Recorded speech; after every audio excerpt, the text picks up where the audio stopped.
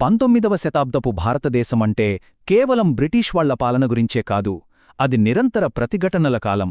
దేశవ్యాప్తంగా గిరిజనులు, రైతులు వాళ్ల హక్కుల కోసం ఆయుధాలు పట్టారు. ఈ విశ్లేషణలో అసలు ఈ తిరుగుబాట్ల వెనుక ఉన్న అసలు కారణాలేంటో లోతుగా చూద్దాం. ఇక్కడ మనం ఒక విషయం చాలా స్పష్టంగా గుర్తుపెట్టుకోవాలి. ఈ తిరుగుబాట్లు ఏవో యాదృచ్ఛికంగా అక్కడక్కడా జరిగినవి కాదు. అవి నేరుగా బ్రిటిష్ వాళ్లు తీసుకొచ్చిన కొత్త ఆర్థిక విధానాల వల్ల జరిగినవి. మరి ఆ విధానాలు మన సాంప్రదాయ వ్యవస్థను ఎలా దెబ్బతీశాయో చూద్దాం. సరే, అసలు విషయంలోకి వెళదాం. ముందుగా ఈ ఉద్యమాలు ఎందుకు మొదలయ్యాయి, ఆ కారణాల్ని అర్థం చేసుకుంటేనే అసలు కథ మనకు తెలుస్తుంది. బ్రిటిష్ విధానాలు ఈ నిప్పును ఎలా రాజేశాయో చూద్దాం రండి. అసలు ప్రశ్న ఇదే కదా. లక్షలాది మంది సామాన్య ప్రజలు తమ ప్రాణాలను కూడా లెక్క చెయ్యకుండా ఎందుకు పోరాడారో, వాళ్లను అంతగా కదిలించిన ఆ కారణమేంటి? సమాధానం బ్రిటిష్ వాళ్లు తెచ్చిన మార్పుల్లోనే ఉంది. అన్నింటికీ మూల కారణం ఒక్కటే. బ్రిటిష్ వాళ్లు భారతదేశపు పాత వ్యవసాయ వ్యవస్థను, ఆ జీవన విధానాన్ని పూర్తిగా నాశనం చేసేశారు. అప్పట్లో భూమి అంటే కేవలం ఒక ఆస్తి కాదు, అది వాళ్ల సంస్కృతిలో, సమాజంలో ఒక భాగం.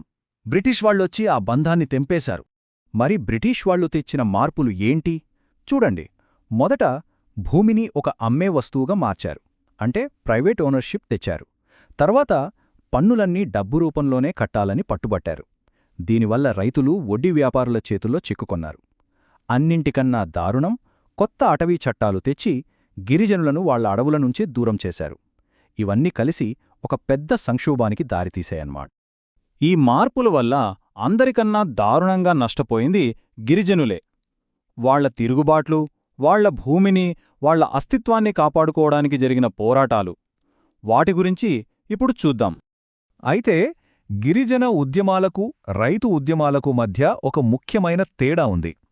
గిరిజనుల పోరాటం ప్రధానంగా వాళ్ల జంగల్, జమీన్ కోసం, అంటే వాళ్ల నీరు, అడవి, భూమి ఇంకా వాళ్ల సంస్కృతిని కాపాడుకోవడం కోసం జరిగింది.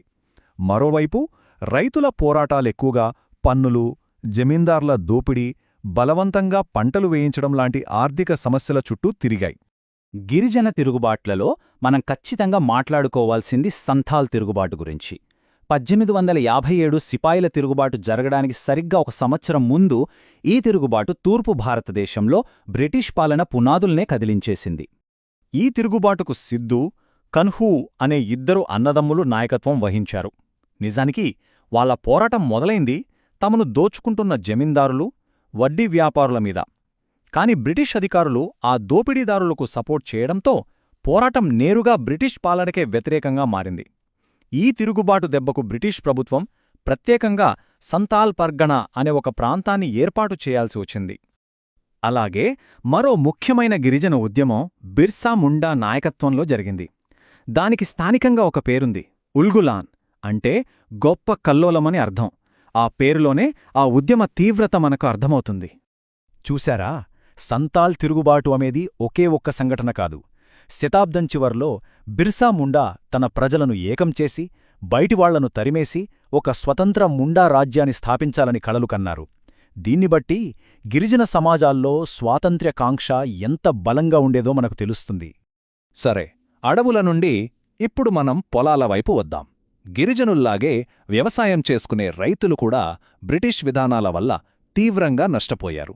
వాళ్ల ప్రతిఘటన కూడా రకరకాల రూపాల్లో బయటపడింది. రైతు ఉద్యమాల్లో బాగా పాపులర్ అయ్యింది నీలిమందు తిరుగుబాటు. బెంగాల్లో యూరోపియన్ ప్లాంటర్లు అక్కడి రైతులను బలవంతంగా నీలిమందు పండించమని ఒత్తిడి చేయడంతో ఈ ఉద్యమం మొదలైంది. ఇదొక పెద్ద ట్రాప్ అన్నమాట. ఎలాగంటే, ప్లాంటర్లు ముందుగా రైతులకు అడ్వాన్సులిచ్చి ఒప్పందాలు చేయించుకునేవాళ్లు. ఆహార పంటలు పండించకుండా కేవలం నీలిమందు మాత్రమే పండించాలని బలవంతం చేసేవాళ్లు. పంట చేతికొచ్చాక మార్కెట్ ధర కన్నా చాలా తక్కువ ధరకు కొనేవాళ్లు. దీంతో రైతులు అప్పుల ఊబిలో కూరుకుపోయారు.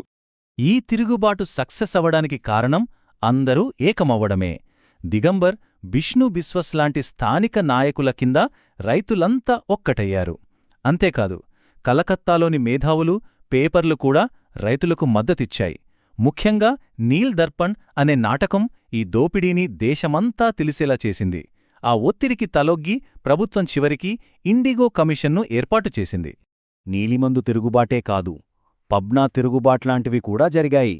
ఇక్కడ రైతులు, జమీందార్లు అక్రమంగా కౌలు పెంచడానికి వ్యతిరేకంగా, శాంతియుతంగా, చట్టపరంగా పోరాడారు.